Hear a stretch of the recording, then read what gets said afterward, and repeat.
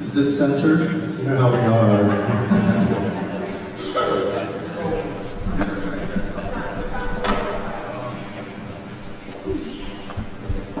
Okay, I'd like to introduce the Dean of the Cathedral, the Very Reverend Penny Bridges.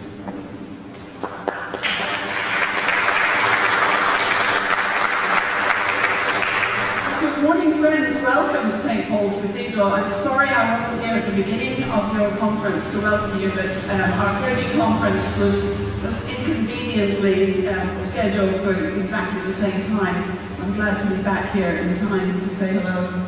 It's a great privilege and honour to welcome the vergers of the Episcopal Church here. We depend so much on our vergers here.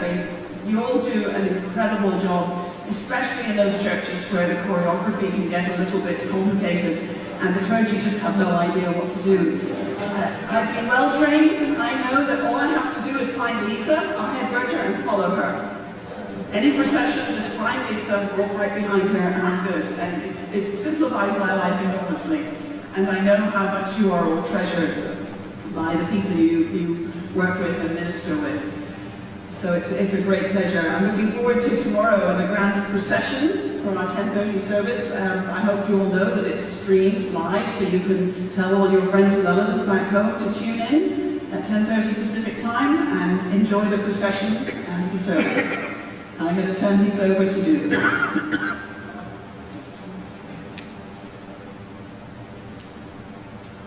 For all those that are here and for those of you out there in La La Land joining us live streaming, welcome to this portion of the conference. I have the distinct privilege to introduce to you probably the greatest bishop I ever worked for. He was the bishop of Washington when I got there, and he retired before I left. But it was truly one of the greatest men I've ever met, and one of the best drummers from the Chane gang, his band. But he's an awesome individual and a great bishop, and on the forefront of social justice issues and on the forefront of what's going on in the Middle East.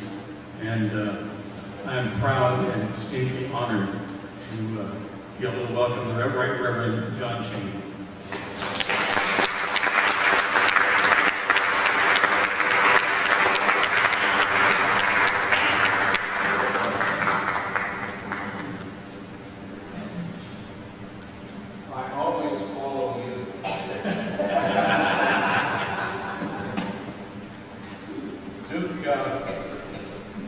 Duke was one of those guys at Washington National Cathedral who literally made liturgy happen. David Deutsch is here too. David Marcus. Oh, my eyesight is failing at my age. David too was a verger and maybe still is. Washington National. Vergers made liturgy happen. And without vergers, it doesn't matter whether it's Washington National Cathedral, St. Paul's Cathedral here in San Diego, your parish, or your cathedral, or wherever you serve. Without a verger, there's a big part of liturgical life and process that's missing. So it's great to be here with you this morning, and hopefully you will continue to work because it is extremely important as one who lives by it every day. The topic for discussion is about peacemaking, and I could bore you to death. And I don't want to do that. Let me just give you a little bit of background. I'm a kid from Massachusetts who barely graduated from high school, was a pretty good football player, and so that's how I kind of moved through the academic system. I also was a musician at another side of my life that we will not talk about today. It was very much a fun experience traveling all over the place. Speak into the mic. Can I pick this mic up? Yeah. Oh, good.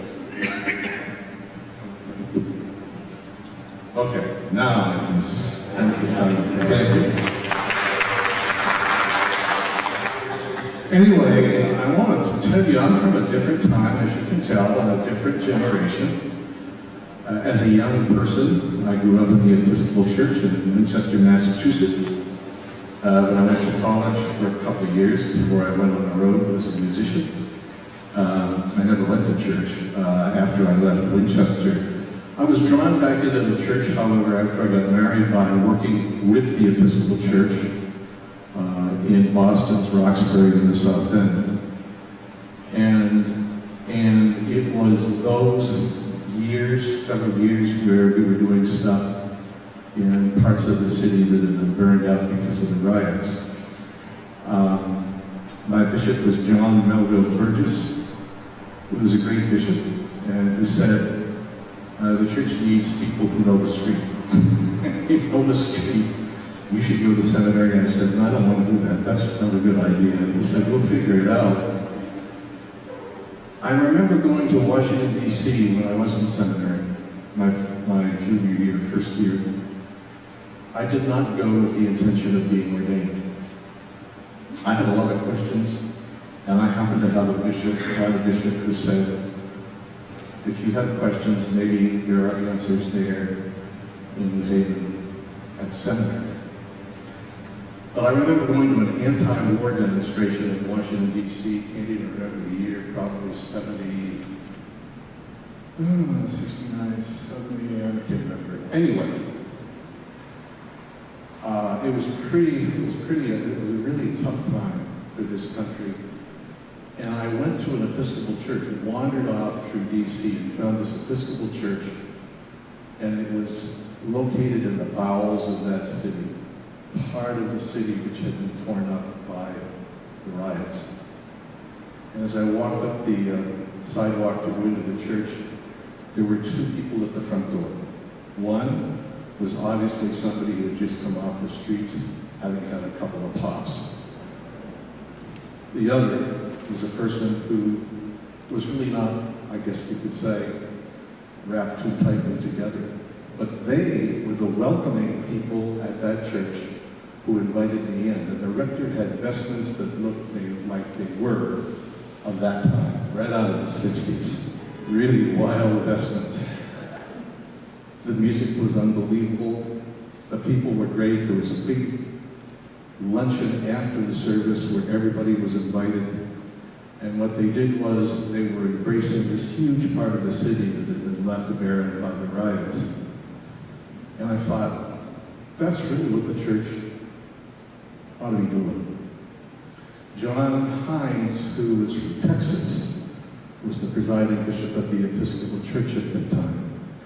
John and I became very good friends over the years, and I invited him to come to Erie, Pennsylvania when I was the canon of the cathedral there.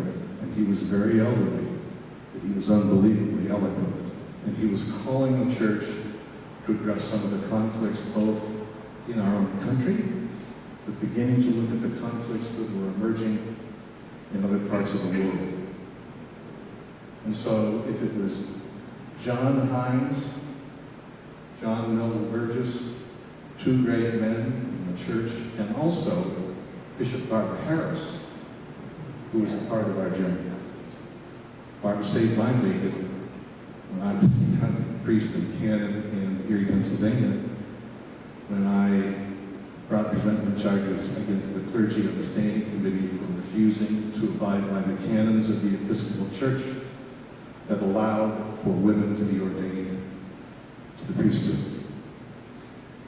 And so Barbara was a part of my life. She was then the chair of the Witness magazine, and she sent me a couple $100 if I would write a story about what was going on before I got defrocked, because the bishop said, your time is limited here. But she became part of my staff in Washington. So what we were talking about was internal conflicts in the United States.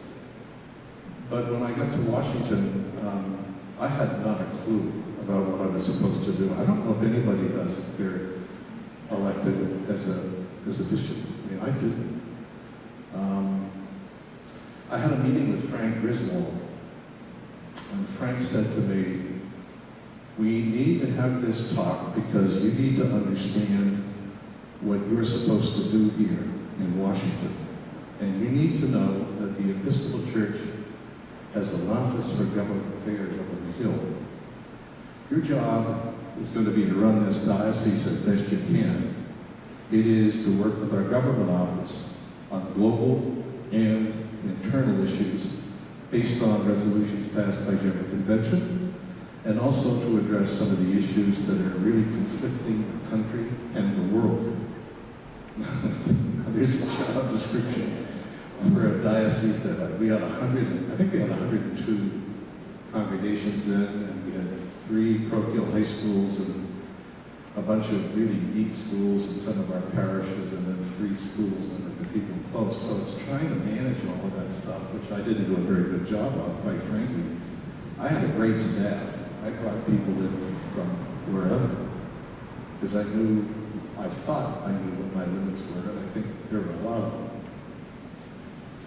So what happened was I began to be invited to come to meetings on the Hill with Donald Rumsfeld, who was over at the Pentagon with Donald Rumsfeld, who was our Secretary of Defense, to the White House to meet with President Bush's staff, to go to the Israeli embassy to address the issues that were inflicting in a negative way Palestinians,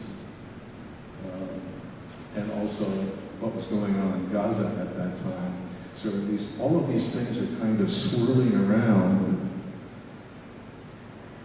for somebody who had no clue about what to do. And then, of course, there were other issues that surfaced. What was going on in Africa? There was the impact of the position of the Episcopal Church on human sexuality that was driving a big divide, not only in the Episcopal Church here in the United States, but elsewhere. So we had to deal with that. And there were 4 congregations in the diocese that were going to leave the diocese as soon as I got there. So it was, all of this stuff is swirling around in a big pot. And if you all don't believe in the power of the Holy Spirit, then your journey might be a little tougher than you think it is right now.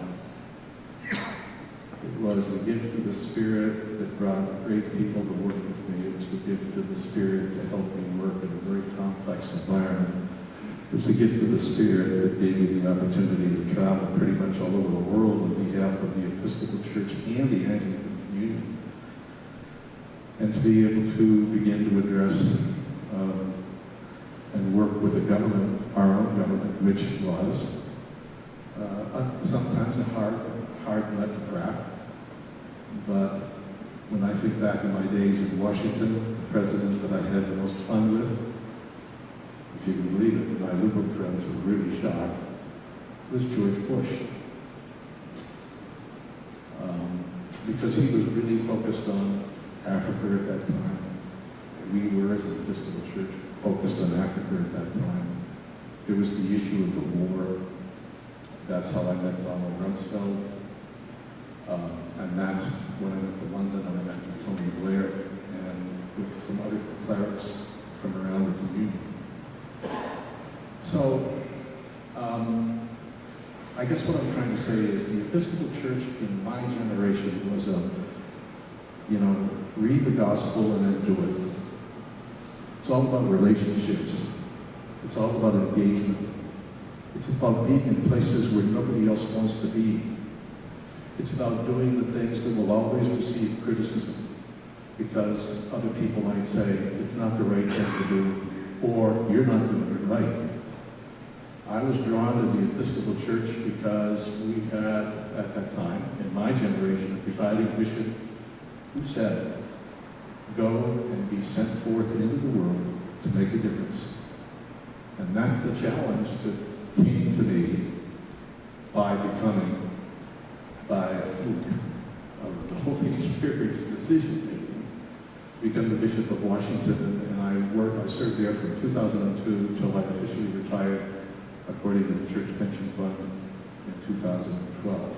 I could tell you stories that would curl your hair. I've been to Iran 7 times. I've met with President Khatami, I don't know how many times. Ahmadinejad told me he could disappear magically and then reappear in another location without my knowing it, whatever. But I've been there for 7 times, seven occasions. Been to South Africa, worked with Desmond Tutu and John Kampula went to Ghana, worked with Trinity Wall Street just before the Lambeth Conference that I attended, trying to keep the Episcopal Church together and our African partners together, even in disagreement. So it's peacemaking in terms of where the church was with its struggles. They're not over, they always will be there. But peacemaking within the life of the communion, if it was possible, and then peacekeeping in the life of the nation, if it was possible, and then peacekeeping in the global community, which was where we were headed following 9/11. So I'd rather keep it open and have you ask me questions which I may not be able to answer. Or if you're interested in a particular area of work, I was thinking about this today, and I could just, the stories are, some I can't tell, some I can tell. But it's an amazing place, I think, for the Episcopal Church to be at the table with the President of the United States, and to be able to debate with that person where your church is on this issue based on the decisions of General Convention, and to remind that person, that president, that that's who we are and that's where we stand, and that's the message that I am offering to present to you, Mr. President, this morning. I'll always love to see you. So I would really like to have some questions if that's something that you would like to do. If not, I will bore you with stories.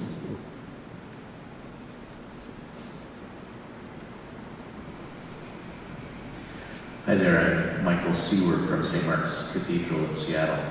Great cathedral. Yeah. Yeah. There's 4 of us here. Anyway, I don't know if you had attended, in 2014, when I was in the Diocese of Kentucky, I attended a conference in Oklahoma City, Reclaiming the Gospel of Peace.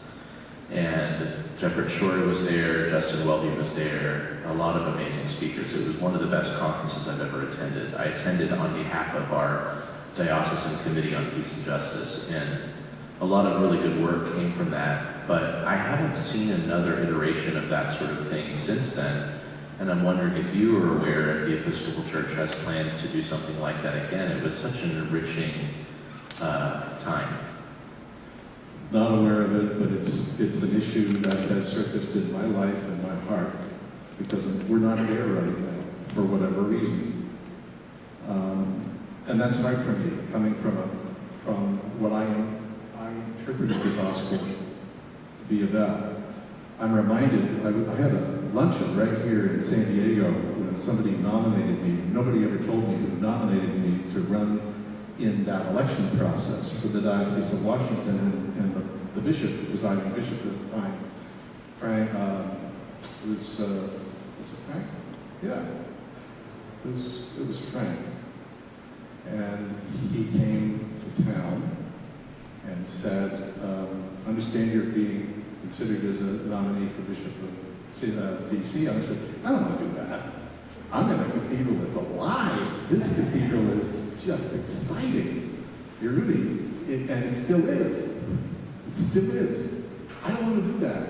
And he said, let's have lunch. We talk about it. And then he said, when you were ordained, what were you ordained to do? I said, I don't know.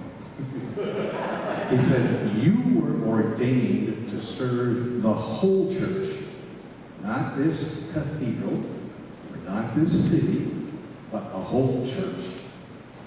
And if you don't stay in this election, I will be very disappointed in you. And I said, I better go home and talk to my wife. I told her I was pulling out later today. But that was a reminder that the whole church is the whole church. It's rough side, it's smooth side, the sides are somewhere in between. And I wish we did have an opportunity to gather people together, because I can see change when we do that. And I've lived it. And I'd love to write about it, but there's no time because we're still messing around with other stuff. But Your cathedral's there. Has got any more questions? Coffee, anybody?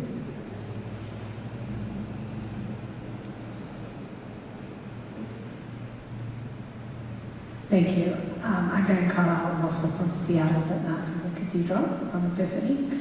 And I'm wondering about your work in the Middle East and where you see things going. I think there's a lot of misunderstanding about the Middle East and the Israel-Palestine conflicts that are going on. Yeah. There are, it's not just Palestine, it's the Levant, with Iraq and Iran. I mean, you just run the gamut. But going back to the Middle East and speaking directly about the situation with the Palestinians, and especially what's gone on and continues to go on in Gaza, we were able to work out an arrangement with the Israeli embassy. One of the things I did when I went to Washington was to, first of all, go up on Capitol Hill on behalf of the Episcopal Church and meet a lot of people who serve the government and this country to say, I represent the Episcopal Church and I'm going to be here, I will be attending hearings, and you will probably see more of me. How can I help you if there's a way that I can help you? But I met with Michael Orenz. Michael Orenz was the ambassador of Israel to the United States when I was in Washington. We had a problem. The problem was Suhail Golani, who some of you may know, who was then, he became Papandia in the Middle East, but he was then the Bishop of Jerusalem, Archbishop of Jerusalem. I was at a meeting in the House of Bishops, and I got this message on my cell phone saying, I am going to be thrown out of Jerusalem, and will have to leave Palestine because the Israeli government said I was involved in selling land to a Palestinian, which I am not authorized to do. He said, it's all trumped up, and I don't know where it's going, but I think it's because the Israelis do not like me here in Jerusalem. And so I went to Michael Oren and I said, this is crazy stuff. Show me the money, show me the information that you have that this bishop has done something wrong. He said, I can't do that right now. It's still pending, you know what I mean? It's a legal issue. So some of you may know, or may have known, John Peterson, Canon John Peterson. You remember John Peterson, Secretary General of the Anglican Communion. And when he retired, I brought him to Washington too, to work with me at the Center for Global, was it Global Center for Reconciliation. And we flew to Jerusalem, met with the Interior Minister, met with our representatives of our government, and then went down to Tel Aviv and met with a lawyer to begin to deal with the issue of Suhail and his family being thrown out of the country. So it really was pretty intense. He had something like a week to vacate, or he was going to be vacated by the Israeli government. But I had a relationship with Michael Orenz. It was a good one. We disagreed, but that's part of life. I said, Michael, this is not going to look good for your government. It really isn't. And unless you have some really good evidence, you better let this thing go. And Michael said, I can see if we can get this done in 5 days. Third day, the fourth day, fifth day. The evening of the fifth day, he's in a limousine going to some meeting. And all he said on the phone was, it is done. That's all he said. And when Gaza was attacked back in 2004, maybe 5, which was horrendous, and we have a hospital in Gaza City, the Anglican hospital in Gaza City. A rocket went through the roof of the hospital.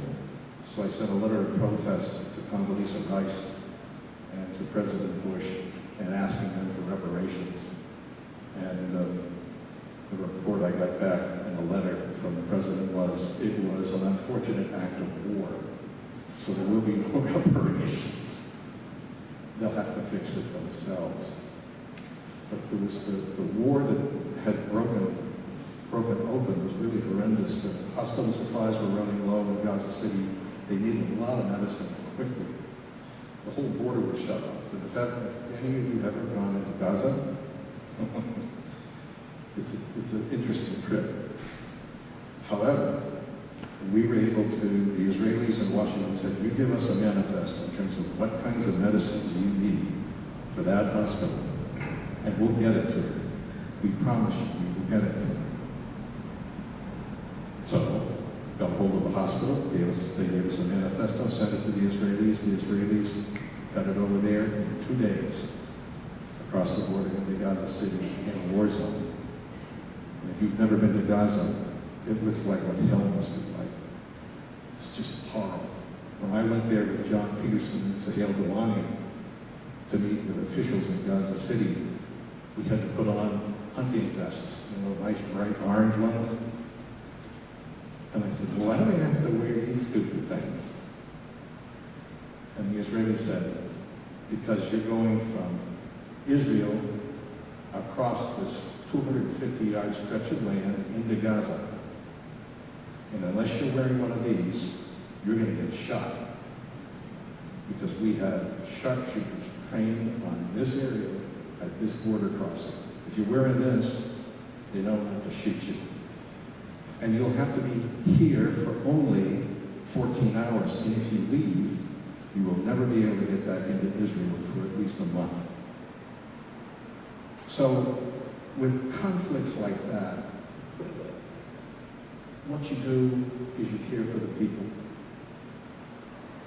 And actually, I think everybody has a heart. I think everybody wants to do the right thing. The problem is politics, politics, and politics. It's not easy. It's still an ongoing process. Again, politics is the real unfortunate death trap right now for the Palestinians. And Palestinian leadership, I met with Abbas when he was in Washington and said, you guys got to start leading, for God's sakes. I mean, you're not leading. Have you ever seen their headquarters in Palestine? They're really nice. Surrounded by some pretty shoddy homes, small storefronts, in rough neighborhoods. So Abbas said, it's all about the Israelis. I said, no, it isn't. It's about you, too. It's your leadership. You have got to lead politics. He's still there. I don't know how old he is. He's probably older than I am. Because I thought I was young when I met him. The same is true in Iran. Went to Iran at the request of a former ambassador, Ambassador William Miller. I had a message from the Iranians at the United Nations saying, would the cathedral in Washington be open for President Khatami to speak to the American people? And I wondered what he's going to say. He's a smart guy, nice guy. Everybody thought he was going to make an apology for 1979, when the revolution took over our embassy and imprisoned our people for over a year. So I called up, well, I didn't call up the cathedral. I mean, I'm the bishop. But the cathedral was willing to consider it if security issues could be arranged. And so anyway, what happened was, no, the State Department said he has to stay within a 30-mile radius of the United Nations. He can come and stay at the residence of the ambassador there, but he can't leave that 30-mile zone around the United Nations. So the State Department said he can't come to Washington, D.C. So I had a friend that I used to meet with on the side. These were immigration issues, which was fascinating, and that's another story. But we would meet, and I would give him resolutions that would be passed and discussed by the Episcopal Church at its general convention. And he would go back to the Bush administration with this material. That's another story. But I said, can you call the president up and see if he will give permission for Hatami to come to Washington National Cathedral? He said, I don't know, he's back in Texas cutting brush. But he said, I'll call him. About 3 weeks later, I was back in Massachusetts with my wife, my family, on a vacation, visiting my family. And my cell phone rang at a fried clam shack. And it was the White House saying, permission granted. And we will provide security, Secret Service security, also State Department security, not a problem. He came, spoke about Oriental and Occidental theology and the connection between Oriental and Occidental theology from Christian scriptures and Islamic scriptures, differences between Shia and Sunni Christians and their differences through denominations and interpretations, which is a fascinating lecture. And then as he was leaving, the Secret Service hustled him out through the bookstore. He picked up, I said, you can have any books you want here, just take it, give it to your guys.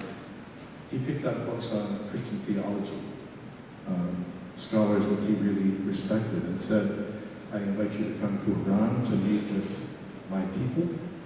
We will not treat you as well as you've treated me here, but this could be a beginning of conversations between our two countries. And it was. It was really very important. I met with the head of their nuclear program for over 2 hours, talking about Augustinian theology, and he was a crackerjack on that, and talking about compassion and bearing the burden of others, and having an environmental sense of what nuclear war would look like. We're told to be caregivers of the planet. And how can you consider building nuclear weapons and then delivering them by missiles? He looked at me and said, well, you guys do it all the time. I said, that's not a reason for you to do it. But again, I think it's all about relationships. It's like in your churches and your cathedrals. They don't function just because you have great versions, or because you have a great priest, because you have a great church school, a beautiful building. People come because they want to be touched, and they want to have conversation, and they want to be heard, and they want to be loved and cared for, and they want to get away from the craziness of politics. They want to begin to talk about the things that really matter.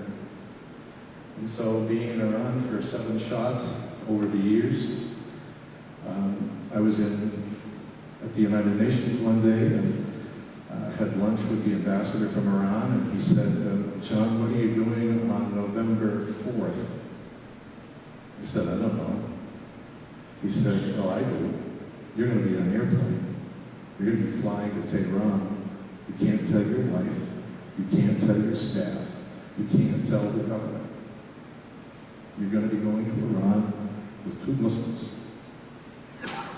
Your job is to get those 3 hikers released from Evin prison.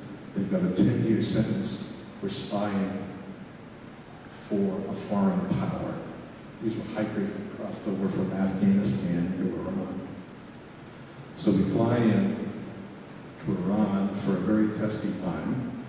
Met with members of the Nationalists who were like our Senate, our Congress. And we're having this really horrible discussion. It's just awful about, do you know what you did to us? You guys back in the 50s, you and the Brits got rid of our democratically elected president and turned over our government. And I just looked at it and I said, I'm here because of the word that your prophet and my Jesus are well known for. And I just stopped and I said, what is it? I said, it's compassion. It's bearing the burden of others. This is about compassion. This is not about politics. These are kids who made a bad mistake. And if you really follow the teachings of the prophet, and you look for it, or you read our scriptures, bearing the burden of others is the journey. That's what it's all about. Would you like some tea?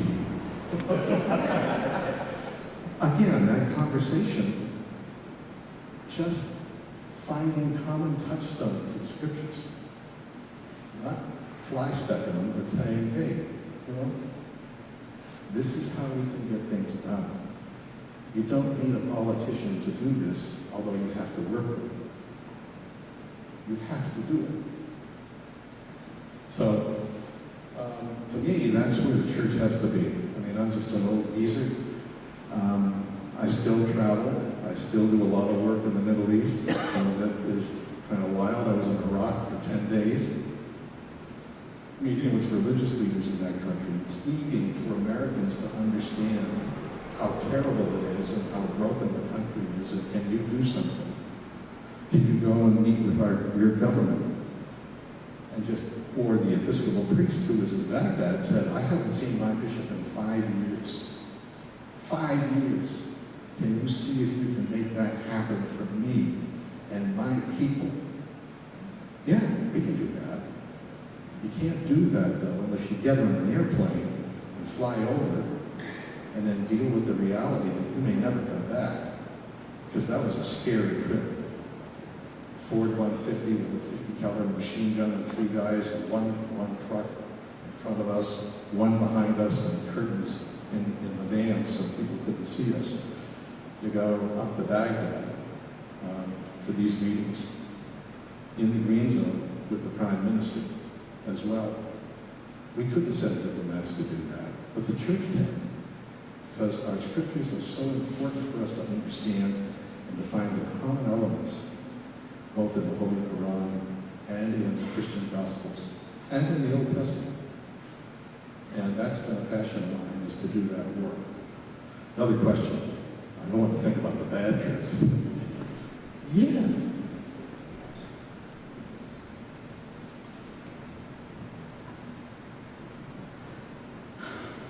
John, given that premise about the way in which one scripture links to sources from another, help us understand how it is Israel, who begged the world to make a country for them, how they can justify their unwillingness to make that possible for their neighbors. It's a good point. Actually, you know, if you really study the various interpretations of the Holy Quran and our scriptures,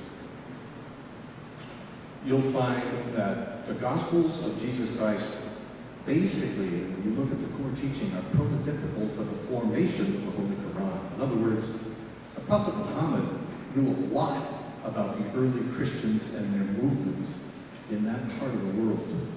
Knew a lot about that community. And so a lot of the stuff that you find in the Quran is based on the Gospels of Jesus, which are prototypical.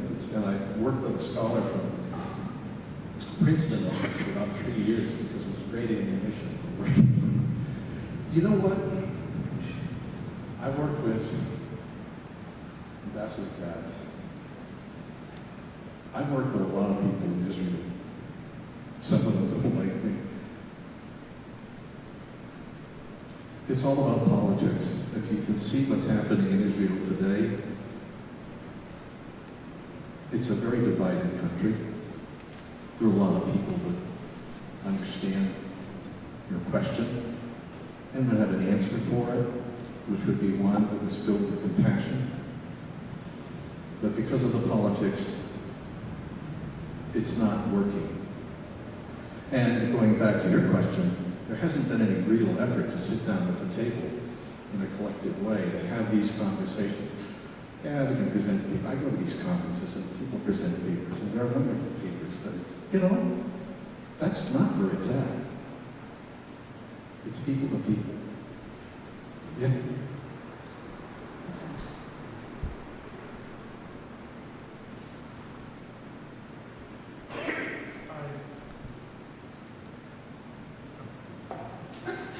I am from St. Paul's Church in Augusta, Georgia, Yeah?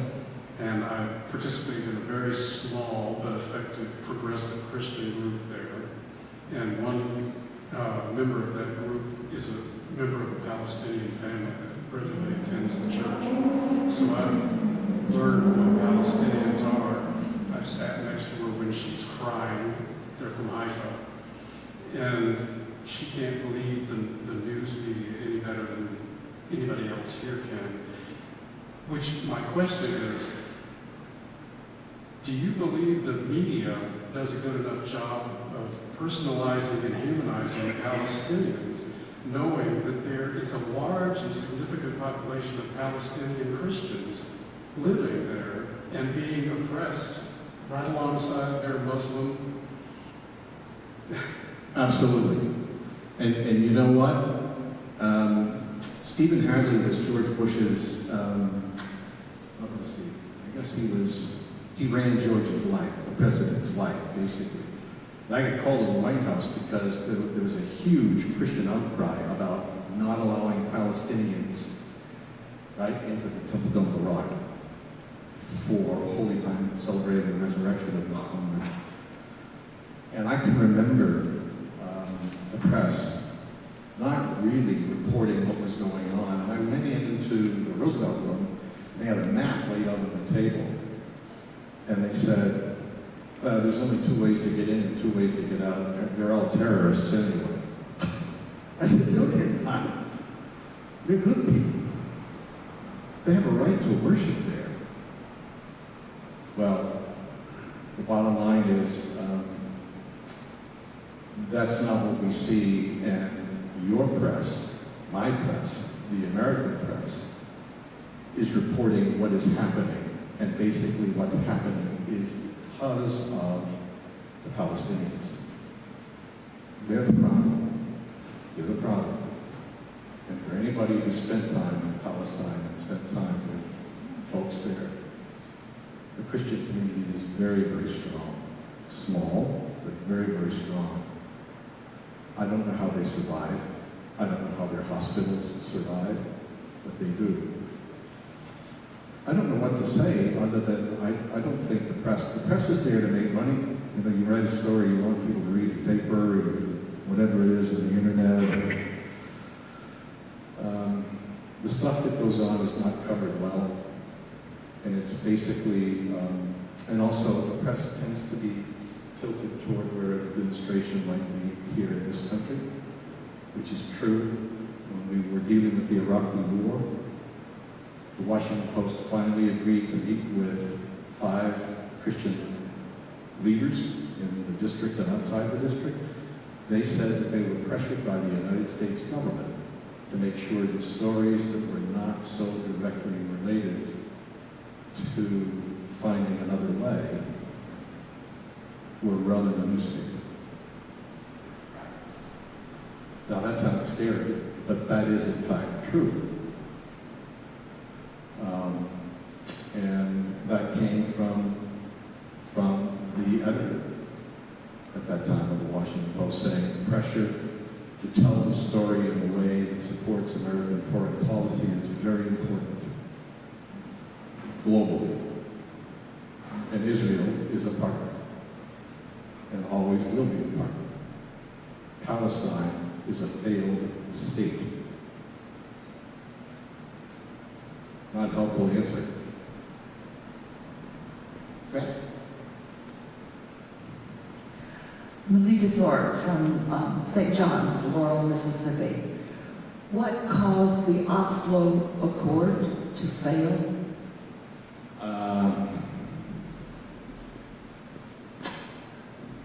I remember when that was in preparation, and you really want an honest answer? Politics. That's it. Where are we in the process? Self-interest often plays out in politics, and I kind of understand that, having served in the House of Bishops for a while. But I have to say that was heartbreaking, but it was not was not something that was surprising for me, but it was heartbreaking. I don't know how you felt about it, but I mean, what was your perception? Extremely disappointing. A lot of work went into it, and President Clinton was supporting it all the way. I mean, it was first organized behind the scenes, and then it grew larger. It looked like it was going to work, and then it fell apart. Again, it was the other states involved in it, and their needs to be met.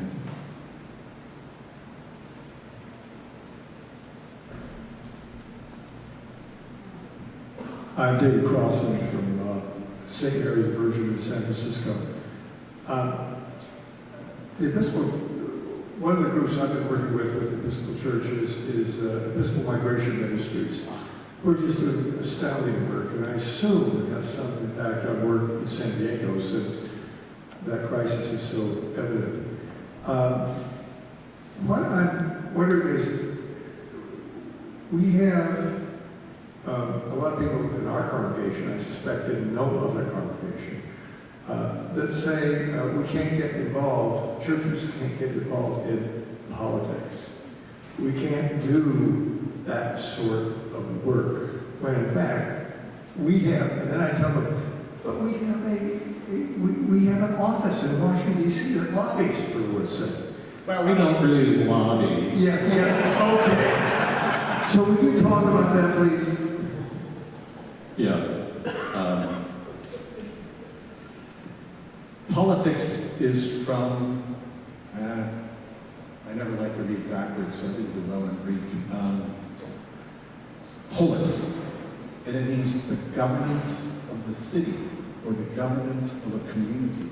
That's what politics translates out to be from its classical roots. And you can't govern a city without a set of moral codes and values, which are part of the life of that community. There's always going to be people who will look at you and say, oh, we can't go there because you can't mix politics and religion. I keep reading the gospel and I can't find Jesus running away from that one. I mean, really.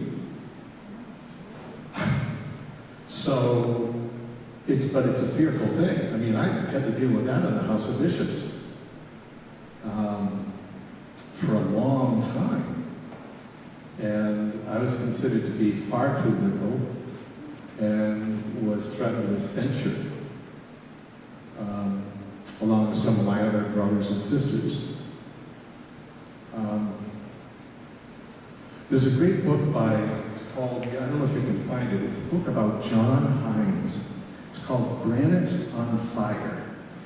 If you can find that book and read it, that is one of the greatest books I've ever read about what I would call the contemporary Episcopal Church that deals exactly with that issue. It's all about John Hines as the presiding bishop, who was elected because he was a Southerner, but he also was a great pastor, a great teacher, and a great compassionate soul. And John was the one who said, the hell with that. It's about people. It's about people. And sometimes politics and religion will find themselves not being partnered or don't want to be partnered. But the bottom line is theologies are more powerful than the state. And you, John, should know that if you read the Gospels and about Jesus' life, death, and resurrection. Now, Jesus was crucified for it. You and I don't have to be crucified for it, but we have to follow the example of somebody who gave his life for others. And we have a lot of saints in our church who did that, by the way. You got any more questions? No? No? Let me close with this, if I can. I was in Iran on a trip, and I was leaving I was going to fly home. I wanted to bring some souvenirs to my kids and Karen. They do great metalware and enamelware, stuff like that. And my driver was from the foreign ministry, and he said, oh, I know a soup down the road where I can negotiate price. And so we go in, and I got dressed up in my bishop thing and my pectoral cross, and says, no, there's no misunderstanding of who I am. I'm a Christian. Go in and get the stuff. We're going back to the limousine to take me to the airport, and this woman comes running down the sidewalk screaming in Farsi with two younger women. And I said to the driver, let's get out of here now. I don't want any more anti-American stuff today. I want to go home and see my family. He said, no. He said, they want you to bless them. They're Christians. And this is in the middle of Tehran at 5 o'clock at night, which is chaos. It's like being in Egypt or anywhere where you've got millions of people living. And they came running up, and the older woman knelt down on the sidewalk, was not speaking any English. And I said to the driver, I don't speak Farsi. He said, it doesn't matter. Just speak your words from your scripture, lay hands on her head, and it'll be fine. And I said, you got all these people driving, it's a crime in your country to proselytize. He said, no, it isn't. And then he said, the other two came up and they were younger. They were her daughters. And they asked to be blessed. In the middle of 5 o'clock rush hour traffic, driving by. And then they got up, and they were all weeping, and they bowed, and they went down the sidewalk. And he said to me, the driver, you know, we worship the same God. You have your Jesus. We have Muhammad, but we have the same God. There is no crime in the world that can beat that. Now let's go to the airport. Thank you very, very much.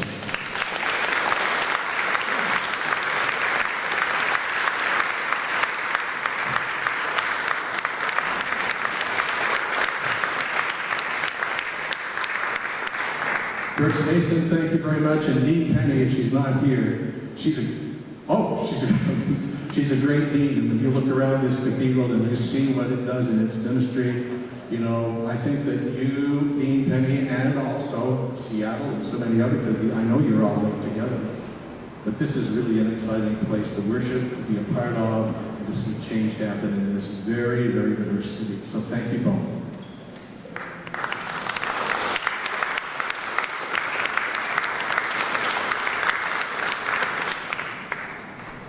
You can see why I enjoyed working for that man. Anyway, lunch should be here shortly, and then you're on free time after lunch, and the banquet is back here in this room with the cocktail hour at 6, the banquet at 7, and the lunch will be here shortly. And I have tickets to the Art Museum back here if you're interested.